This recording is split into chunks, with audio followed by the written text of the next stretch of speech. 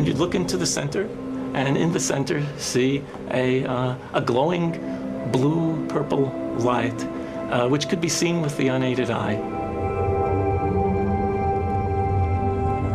It looked like a star in the heavens.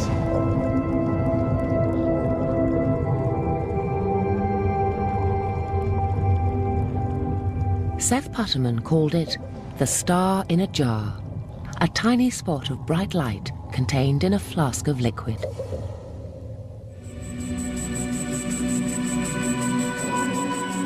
This star in a jar is made when a sound wave is passed through a small bubble inside a flask of liquid.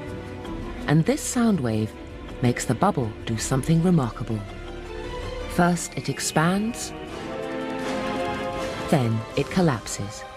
And this collapse happens so violently that vapor molecules trapped inside the bubble slam together and heat up so much that the bubble gives off an incredible burst of heat and light, several thousand times a second, giving the appearance of a star.